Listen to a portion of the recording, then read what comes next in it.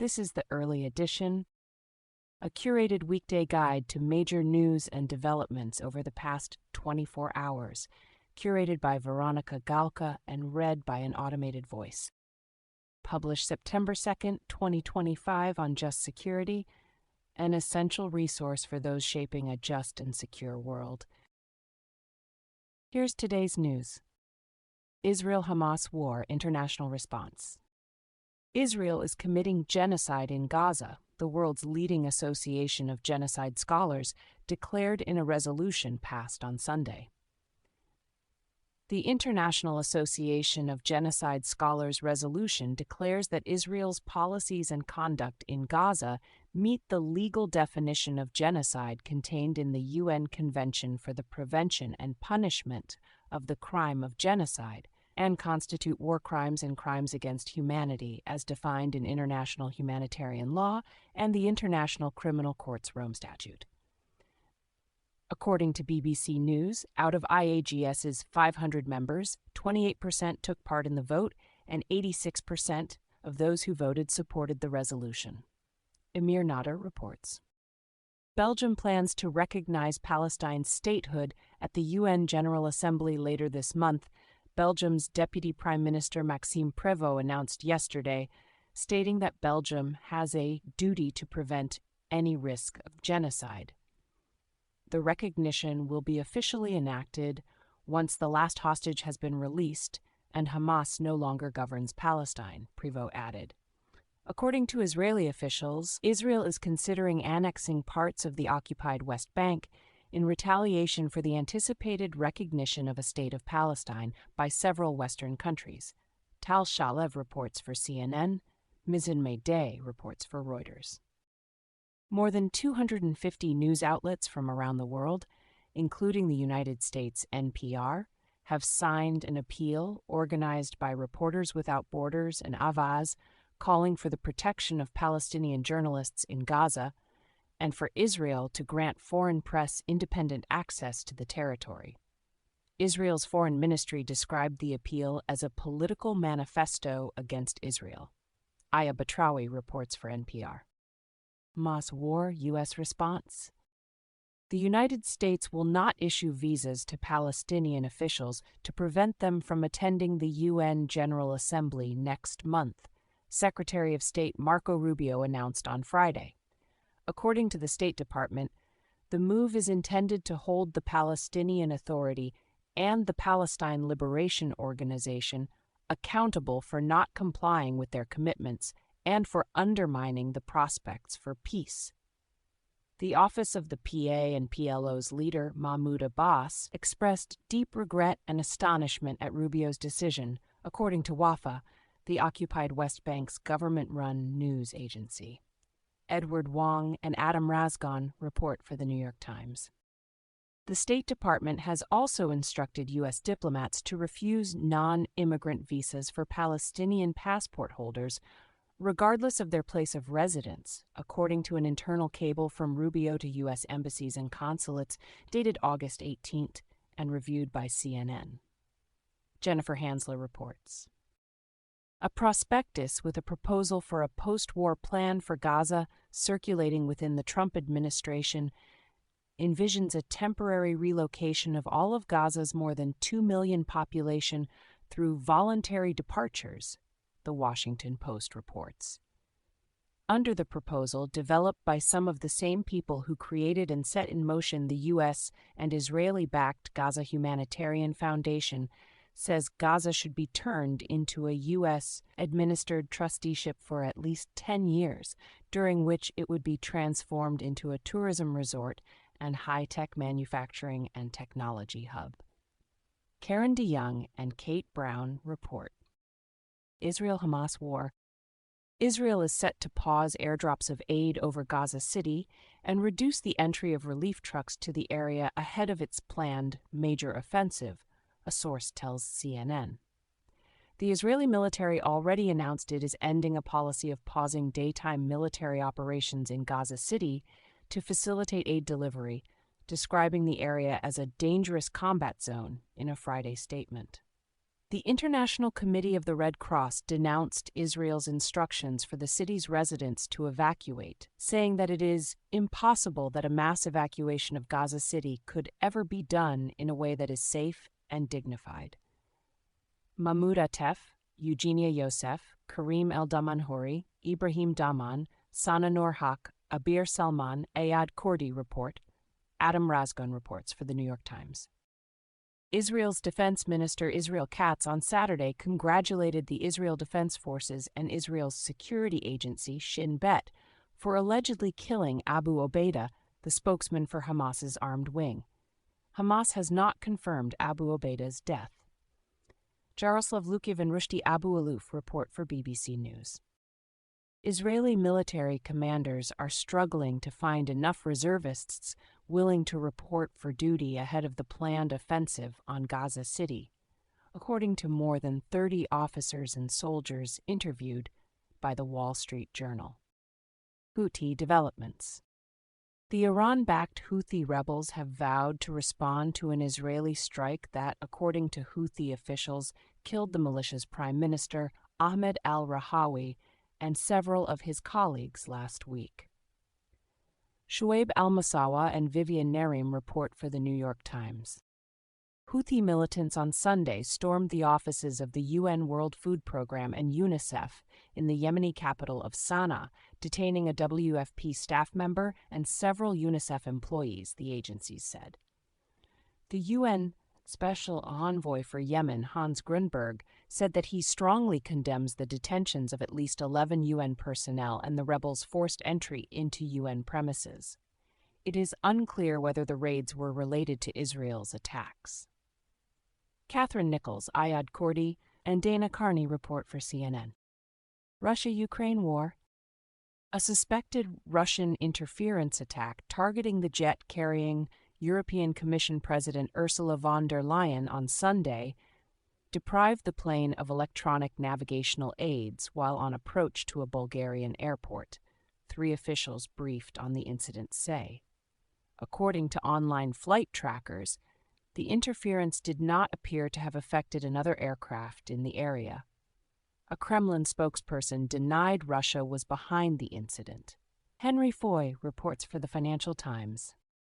Kiev suspects Russia was involved in the Saturday murder of Ukraine's former parliamentary speaker Andriy Parubiy in Lviv, Ukrainian officials said yesterday. To date, there has been no claim of responsibility for the killing of Parubiy, a leading figure in Ukraine's 2014 Euromaidan protests. Reuters reports. Russia-Ukraine war international response. European countries are working on pretty precise plans for potentially deploying their troops to Ukraine as part of post-conflict security guarantees, Ursula von der Leyen told the Financial Times, adding that Trump reassured European leaders that the planned multinational troop force would have an American presence as part of the backstop. Henry Foy reports. Other global developments. Russian President Vladimir Putin, Chinese President Xi Jinping, and Indian Prime Minister Narendra Modi today held hands and promised to cooperate in a display of unity at a regional summit of the Shanghai Cooperation Organization in China's Tianjin. The summit was also attended by the leaders of Iran, Pakistan, Turkey, Belarus, and Central Asian and Caucasus states. Yaroslav Trofimov reports for the Wall Street Journal. Thailand's Constitutional Court on Friday removed Prime Minister Paetongtarn Shinawatra from office, citing serious ethical breaches related to a leaked phone conversation she held with Cambodia's former leader this summer. Gabrielle Steinhauser reports for the Wall Street Journal. U.S. foreign developments. The once close relationship between Trump and Indian Prime Minister Narendra Modi has soured after a June phone call in which Modi told Trump that the United States' involvement had nothing to do with the ceasefire between India and Pakistan and that he would not nominate him for the Nobel Peace Prize, sources based in Washington and New Delhi suggest. Mujib Mashal, Tyler Pager, and Anaprita Das report for the New York Times. The Trump administration is considering recommending White House economic advisor Pierre Yared to be the International Monetary Fund's next first deputy managing director, sources say. Andrea Shalal reports for Reuters. Venezuelan President Nicolas Maduro yesterday said Caracas is at maximum preparedness and ready to respond if attacked by the U.S. forces deployed to the Caribbean. The United States is set to expand its maritime presence in the waters off Venezuela this week in a push to combat threats from drug cartels. It has not indicated any plans to act against Venezuela. Regina Garcia-Cano and Juan Arez report for AP News. Trump administration actions. What Health and Human Services Secretary Robert F. Kennedy Jr. has done to the Centers for Disease Control is unlike anything we had ever seen at the agency, and unlike anything our country had ever experienced. 9 former CDC directors or acting directors wrote in a New York Times op-ed yesterday, adding that they are worried about the impact of Kennedy's actions on United States health security. Homeland Security Secretary Kristi Noem has fired 24 FEMA IT employees over allegedly neglecting security protocols in a manner that allowed a threat actor to breach the agency's network, the DHS said on Friday. According to the department's press release, the breach was detected before the actor extracted any sensitive data. FEMA officials say the top IT leaders ousted by Noem were extremely competent and highly respected. Gabe Cohen reports for CNN. Kari Lake, the senior advisor for the Voice of America's parent agency, the U.S. Agency for Global Media, on Friday issued termination notices to 532 remaining USAGM employees. Virtually all VOA staffers have been on administrative leave since March. Giselle Ruhit-Ewing reports for Politico. Trump on Saturday said that he plans to issue an executive order that would mandate voter IDs to be used for all U.S. elections and reiterated his intention to restrict mail-in voting. It is unclear what legal authority Trump would use to issue the order, as the Constitution gives the president no explicit authority to regulate elections. Yan Zhuang reports for the New York Times. The Trump administration on Friday announced it is canceling or withdrawing $679 million in federal funding for ports intended to support the U.S. offshore wind industry. Lauren Sommer reports for NPR. Director of National Intelligence, Tulsi Gabbard's decision to strip the security clearances and publish the names of CIA analyst and undercover agent last week has alarmed the CIA's workforce, according to multiple current and former intelligence sources. 2 former government officials suggest that Gabbard's move was an attempt to regain Trump's approval after she disagreed with his claims on Iran's nuclear capabilities earlier in the summer, and reflected continuing tensions between her and CIA Director John Ratcliffe. Dan DeLuce and Andrea Mitchell report for NBC News. Principal Associate Deputy Attorney General Emil Bove has continued working at the Justice Department despite being confirmed to an appeals court last month, sources say. The Code of Conduct for federal judges does not appear to apply to Bove at present, as he has not yet been sworn in. Devlin Barrett reports for the New York Times. The White House is actively drawing up plans to rebrand the Department of Defense as the Department of War, according to a White House official. Trump has repeatedly raised the idea since retaking office. Annie Linsky reports for the Wall Street Journal. U.S. domestic developments. Robert Mueller, the former special counsel who oversaw the ties between Trump's first presidential campaign and Russia, has Parkinson's disease and is experiencing difficulties with speaking and mobility issues, his family said on Sunday. The Mueller family's statement came after the House Oversight and Government Reform Committee said it would subpoena Mueller to testify about the FBI's handling of the Epstein investigation files. The committee has since withdrawn the subpoena. Michael S. Schmidt and Nina Agrawal report for The New York Times. Tara Suter reports for The Hill. Trump yesterday announced he would award Rudy Giuliani the Presidential Medal of Freedom, the nation's highest civilian honor.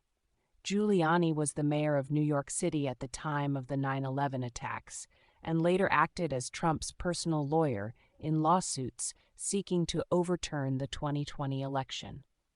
He is barred from practicing law in New York and Washington, D.C., and faced racketeering charges and defamation lawsuits in Georgia and Arizona over his conduct related to the 2020 election. Raquel Coronel Uribe reports for NBC News. U.S. immigration developments. Chicago Mayor Brandon Johnson, D., on Saturday signed an executive order laying out the framework for the city's response to Trump's planned immigration crackdown. Separately, Homeland Security Secretary Kristi Noem on Sunday confirmed she plans to add more resources to ICE's operations in major cities, including Chicago. Whitney Wild and Piper Hudspeth Blackburn report for CNN. Alexandra Marquez reports for NBC News. The Trump administration is weighing up a plan to send about 600 military lawyers to work temporarily as immigration judges in order to bolster the deportations rate, The New York Times reports, citing several current and former officials. Charlie Savage, John Ismay, Helene Cooper, Eric Schmidt, and Greg Jaffe report. Trump administration litigation.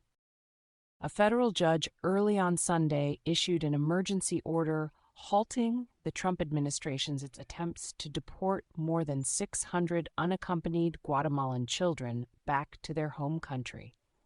The judge held that the exigent circumstances of the case justified the imposition of measures preserving the status quo until a hearing. The children's advocates said that the government was planning to send them back to Guatemala without notice or a chance to contest their deportation, while the administration's attorneys described the effort as a first-of-its-kind pilot program carried out in cooperation with the Guatemalan government. Kyle Cheney and Josh Gerstein report for Politico. The Supreme Court has made it clear that challenges to grant terminations must be heard by a special tribunal. A federal judge ruled on Friday, dismissing a lawsuit brought by a group of nonprofits whose environmental justice grants were terminated by the Environment Protection Agency. Alex Guillen reports for Politico. Thank you for listening to Just Security's Early Edition today, September 2nd, 2025. If you enjoy listening, Just Security's analytic articles are also available in audio form on the justsecurity.org website.